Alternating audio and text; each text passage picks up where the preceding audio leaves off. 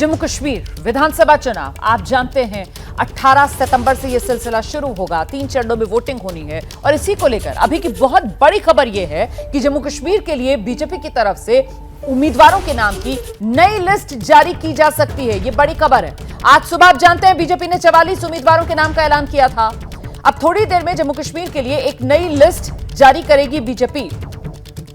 अमित शाह के घर पर बैठक चल रही है जिसमें बड़ा फैसला लिया जा रहा है। थोड़ी देर में जम्मू कश्मीर के लिए उम्मीदवारों के नाम की एक नई लिस्ट जारी की जाएगी। आज सुबह बीजेपी की तरफ से जम्मू कश्मीर विधानसभा चुनाव के लिए 44 उम्मीदवारों के नाम वाली लिस्ट जारी की गई थी और ऐसे में अब नई लिस्ट जम्मू कश्मीर विधानसभा चुनाव उम्मीदवारों के नाम की, इसी को लेकर और जानकारी के लिए सीधे रुख करते हैं। हमारे साथ हमारे सहयोगी नीरज पांडे आप देख रहे हैं इस समय मौजूद हैं। नीरज, 44 के अलावा और नाम उम्मीदवारों के जिनका ऐलान किया जाएगा या अभी तक जो 44 उम्मीदवारों के नाम का ऐलान किया गया है उसी लिस्ट में फेरबदल करके नई लिस्ट जारी होगी? देखिए रोमाना, आज जो सुबह 44 लोगों की लिस्ट जारी की गई है, दरअसल कहा यह जा रहा है कि भारतीय जनता पार्टी पहले फेज की ही सीट जारी करना चाहती थी, लेकिन गलती से तीनों फेज में के कैंडिडेट्स की लिस्ट जारी हो गई है। तो 44 नामों की लिस्ट तो बाहर आ गई, चूँकि मेल पे भी आ गई थी, उनके ग्रुप पे भी आ गई थी, लेकिन अभी भारतीय जनता पार्टी ने उस लिस्ट को ग्रुप से हटाया है और ये कहा है कि थोड़ी देर में शायद वो अपडेटेड लिस्ट नई जारी करेंगे। तो माना जा रहा है कि भारतीय जनता पार्टी थोड़ी देर में एक नई लिस्ट जारी कर सकती है और जिसमें जो अभी 44 नाम आए हैं उन्हीं में से कुछ नामों को जोड़कर या कुछ नाम काट कर अपडेट करके जो जैसा बैठक में दौरान जो निकल कर आएगा, जो आपस में बातचीत के दौरान तय होगा वो किया जाएगा। लेकिन अभी इतना तो तय है कि जो पहली लिस्ट जारी हुई थी उसमें कुछ बदलाव संभव है। ये अभी तक की सबसे बड़ी खबर है। थोड़ी देर पहले, अभी मैं जहाँ पे हूँ, दरअसल ये गृह मंत्री अमित शाह जी का आवास है। थोड़ी देर पहले यहाँ एक बड़ी बैठक चल रही थी। मनोज सिन्हा जो जम्मू कश्मीर के एलजी हैं वो निकले हैं। इसके अलावा तरुण चुग जो राज्य के प्रभारी हैं, महासचिव हैं,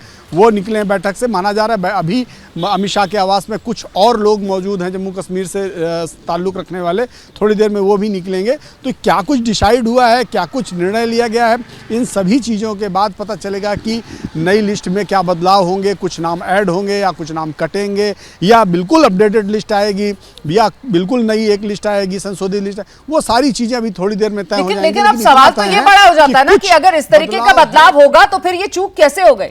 क्योंकि बीजेपी तो 24/7 और इलेक्शन मशीनरी ऐसी मानी जाती है जिसमें चुनाव की रणनीति को लेकर तो कम से कम किसी तरीके का कोई गुफअप होता नहीं है। और जैसा कि आप जानकारी दे रहे हैं कि शुरुआत में कोशिश ये थी कि फर्स्ट फेज में जहां पर वोटिंग होनी है सिर्फ उन्हीं के उम्मीदवारों के नाम का ऐलान किया जाए। तो ये जो इतनी गड़बड़ियां हैं जिसकी वजह से ये लिस्ट वापस ले ली गई है और अब नई लिस्ट आने की उम्मीद की जा रही है, तो ये कैसे हो गया? किस स्तर पर हो गई ये चूक?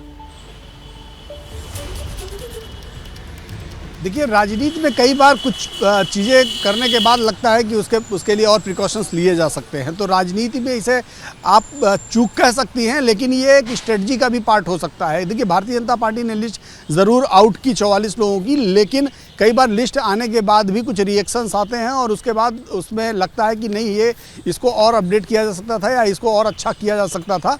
तो इसके तहत कई बार प्रिकॉशन लिए जाते हैं। तो भाजपा भी उस पॉलिटिकल पार्टी है, उसकी भी कोशिश यही है कि समय रहते चीज़ों को सुधार लिया जाए और अभी कोई बहुत देर हुई नहीं। तो इसीलिए मुझे लगता है आप जो बात कह रहे हैं ना कि कई बार रणनीति का भी हिस्सा हो सकता है कि एक बार कोई दाव चलकर देख लिया जाए और फिर अगर लगे कि इसका खमियाजा ना भुगतना पड़ जाए तो फिर उस दाव को लेकर हाथ वापस पीछे खींचे जा सकते हैं वक्त रहते।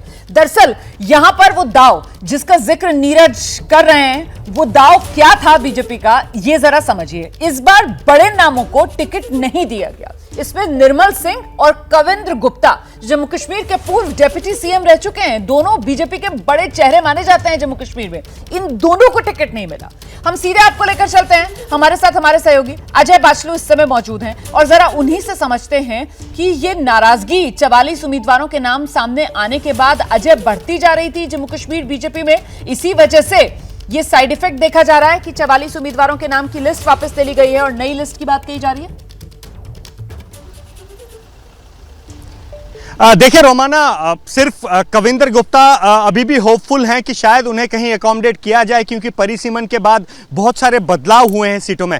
तो केवल कविंद्र गुप्ता या निर्मल सिंह की बात नहीं है। अगर मैं गिनाऊं, बाली भगत यहाँ बहुत बड़ा चेहरा है बीजेपी के, उनके साथ साथ चौधरी सुखनंदन है, जमीन से जुड़े हुए नेता हैं।